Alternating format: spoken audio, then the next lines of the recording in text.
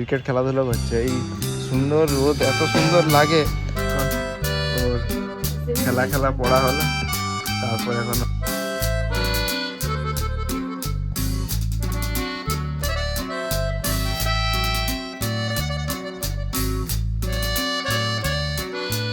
Morning everyone, welcome back to a new blog. আজকে 24শে November আর হচ্ছে রবিবার। মানে আমাদের একটু ছুটির দিন মানেই আজকে একটু পিউকে নিয়ে বেরোবো। কালকে স্কুলগুলো কিছু দেখা হয়েছিল, স্কুলগুলো মেনলি পিউর ভর্তি করার জন্য দেখা হয়েছে। তো তার মধ্যে কিছু স্কুল দেখা হয়েছে, দুটো স্কুল হয়েছে। সেন্ট জেভিয়ার্সটা শুধু বাকি আছে, সেন্ট পিটার্স আর এজি চার্চ দুটো দেখা হয়েছে, আর একটা আইসিএসসি একটা সিবিএসসি বোর্ড।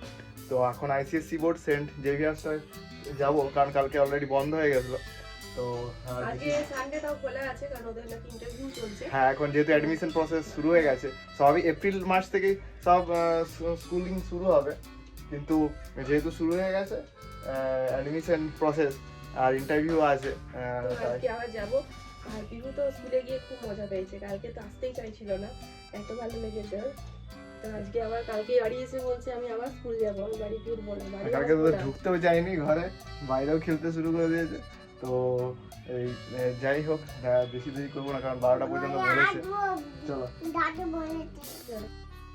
এসছিলাম সেন্ট জেভিয়ার্স স্কুলে, খবর নিলাম। ওদের অ্যাডমিশন অলরেডি চলছে নার্সারিতে। 14 তারিখের একটা ডেট আছে, সেই হিসাবে ফর্ম নিতে হবে। ফর্মের দাম 500 টাকা, আর অ্যাডমিশনের জন্য কত 26,000।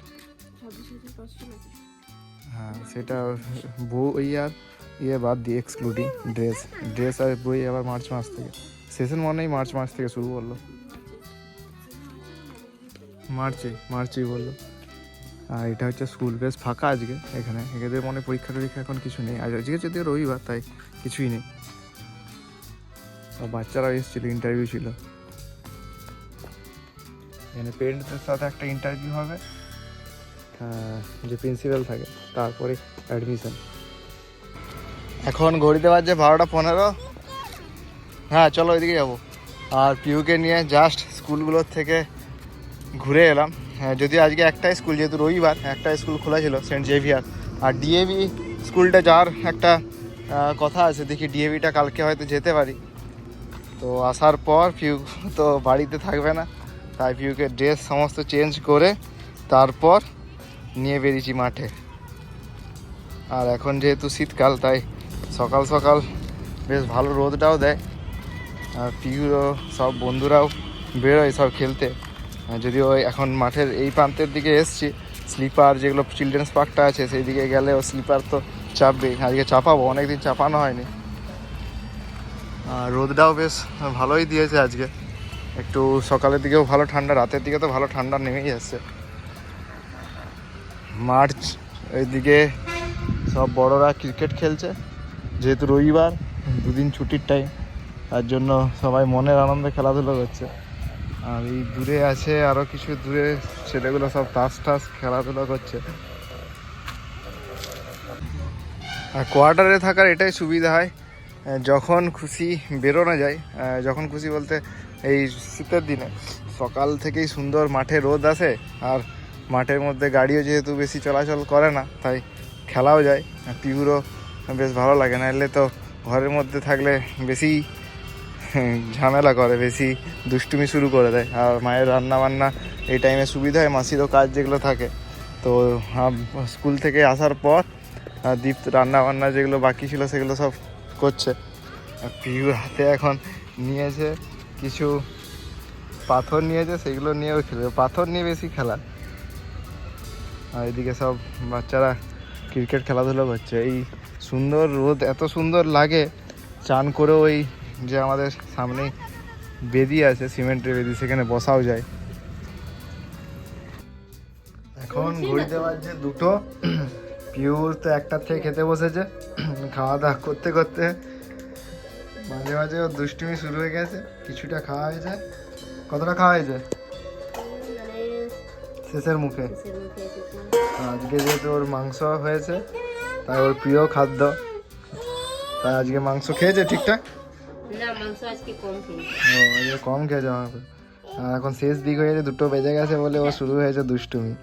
আমাদের স্নান টান করে যে মাঠ ছিল, মাঠে বেশ রোদে সুন্দর বসেছিলাম দুজনেই, আমি আর দীপ। এবার আমাদের খাওয়া দাওয়ার পালা। পিউর খাওয়া দাওয়া হয়ে গেছে, তার জন্য খাবার সব রেডি করা হচ্ছে। আজকে যেহেতু রবিবার তাই একটা চিকেনের আইটেম, আজকে কষা কষা মাংসটা করা হয়েছে, তার সাথে ডাল, উচ্ছে ভাজা আর ভাত। রবিবারে আমাদের চিকেনের সাথে বিশেষ কিছু লাগে না। আমাদের খাওয়া দাওয়া কমপ্লিট, খাওয়া দাওয়া হতে হতে আমাদের 2:30 বেজে গেছে। এবার পিউর ফল খাওয়ার সময়, পিউ ভাত খেয়ে যেরকম আগেও কিছু আপেল বা কলা খেতে, এখন আপেল খাই। তো খাওয়ার আগেই নিজে আমাকে ডেকে এনে বললো এইগুলো যেগুলো এখন ওর নতুন ওকে করানো হচ্ছে এবিসিডি, যেগুলো মেনলি বাচ্চাদের এবিসিডি 1 2 3 4 মেলানো হয়, সেরকম একটা গেমের মতো। ওর খুব পছন্দ হয়েছে এই গেমটা। ও নিজেই আমাকে ডেকে তারপর নিজের থেকেই শুরু করেছে, আর নিজেই প্রত্যেকটা মিলাচ্ছে এক এক করে। এটা বেশ, আমরা আরও আগের থেকে যদিও শুরু করা যেত পিউকে এগুলো, কিন্তু আমরা অনেকটাই লেট করা হয়ে গেছে। যাই হোক, ওর বাচ্চা বেলার বয়সটা ও নিজের মতো করে কাটিয়েছে আস্তে আস্তে। এরপর আস্তে আস্তে খেলার ছলে এগুলো শেখানো হচ্ছে। আর পিউ তো খুব ইন্টারেস্টেড হয়েছে। ও সব করে দিয়েছো কমপ্লিট, দেখেছো সব করে দিয়েছে, মাসি পারে না।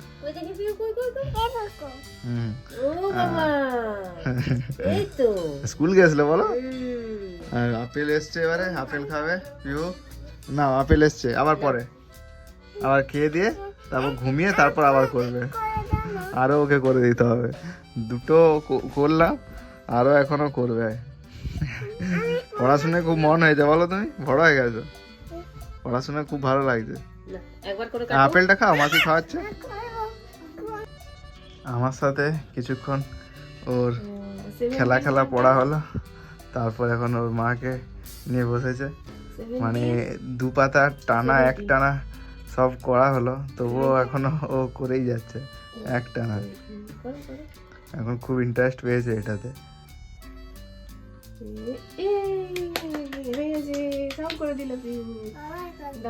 আবার করবে।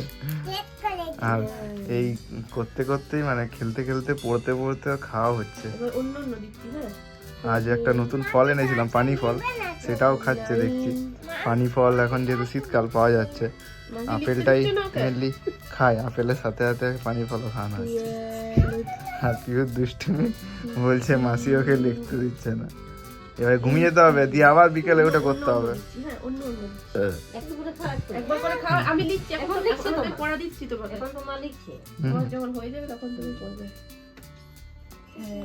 এখন ঘড়িতে বাজছে 6:15। পিউ জাস্ট ঘুম থেকে উঠেছে, ঘুম থেকে উঠে খুব দুষ্টুমি শুরু করে দিল। এখন কদিন ঘুম থেকে উঠে খুব দুষ্টুমি শুরু করে দেয়। আর ওর ঘুমের একটা প্যাটার্ন তৈরি হয়ে গেছে। প্রত্যেকদিন মোটামুটি ঘুমোতে ঘুমোতে তো 4টা বেজেই যায়, 4টা বেজেই যায়, আর 5:30 মোটামুটি উঠেই যায়। আর রাতে যেহেতু আমাদের দেরি ঘুম হয়, ঘুমোতে ঘুমোতে 12টা বেজেই যায়, তাই দুপুরে একটু দেরি হয়। এখন যদিও স্কুল খুললে তো স্কুল টাইমিং 7টা থেকে হবে, সকাল 7টা, তখন আবার টাইম চেঞ্জ করতে হবে। এই ট্রানজিশনগুলোই আমাদের ড্রেস মনে থাকবে এই ভিডিওগুলো শ্যুট করার জন্য। তো উঠেই হ্যাঁ বসে গেছে মায়ের সাথে এখন সেই পড়াশোনার আসরে। পড়াশোনা খুব আগ্রহ বেড়েছে, নিজে নিজেই বলছে আমি ম্যাচিং করব। হ্যাঁ হ্যাঁ হ্যাঁ, এগুলো বেশ ইন্টারেস্টিং, করতে ভালো লাগে। বিভিন্ন রকমের আমিও বানিয়ে দিই, আর ও খুব পছন্দ করে। আমি অনেক কালারফুল করে দিই। আর কো 11 খোঁজো কোথায় আছে, কিন্তু ওর নিজের মতোগুলোই ওকে বেশি দিতে হবে। হ্যাঁ, আর মাঝে মাঝে দুষ্টুমি তো থাকবেই, তার মধ্যেই শুরু করতে হচ্ছে।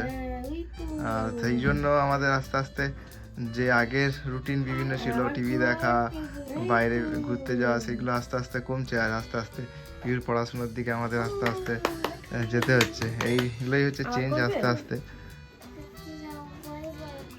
করবে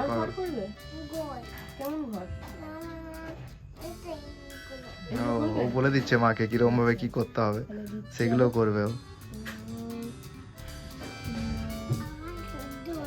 সর্দি হয়ে গেছে ও, হ্যাঁ ওষুধ খাই দেবো। আর অনেকদিন কবিতা বলা হয়নি, আজকে রাতে দেখি কবিতাও বলবে, সেগুলো শুট করব কবিতাগুলো। আজ সন্ধ্যেতে এসছি পুরুলিয়ার রাস উৎসব মেলায়। এই রাস উৎসব মেলা বুধবার থেকেই বসেছে, মানে 20 তারিখ থেকেই বসেছে। এই রাস উৎসব মোটামুটি 1 মাস ধরে এখানে থাকে। এখনও সব দোকান প্রায় খুলেনি, কিছু কিছু দোকান এখনও বন্ধ আছে। ধীরে ধীরে সামনের যে লোহার দোকানগুলো বসে সেগুলো এখনও বসতে বাকি আছে, সেগুলো বসবে।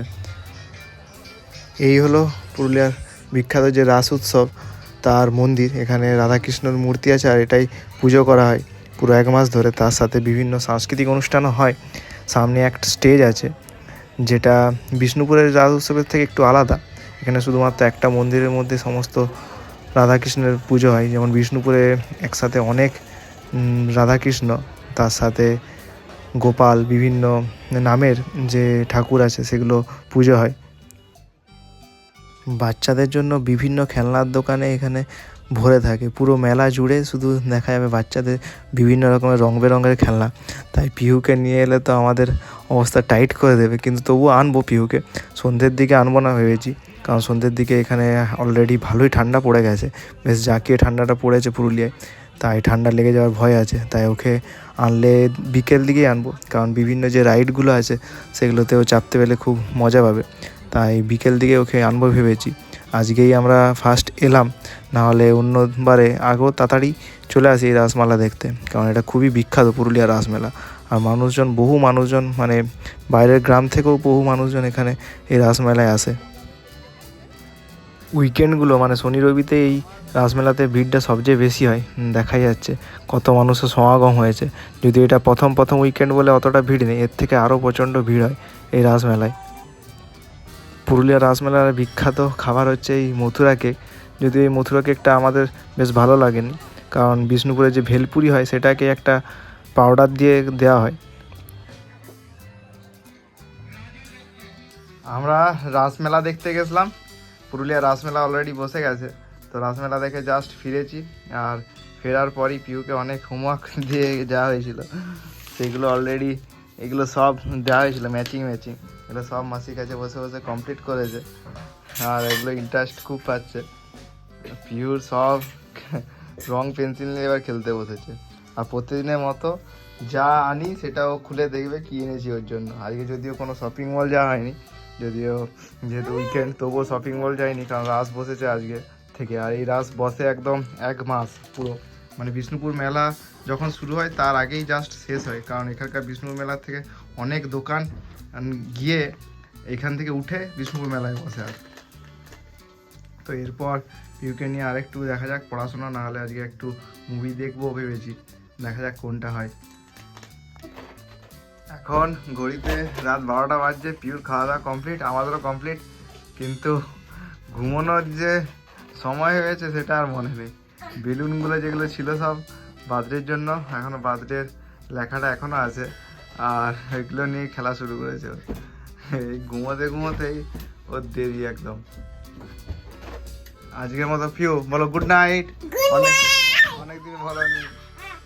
আজকের মতো এখানেই ব্লগ শেষ করলাম। টাটা বন্ধুরা। হ্যাঁ।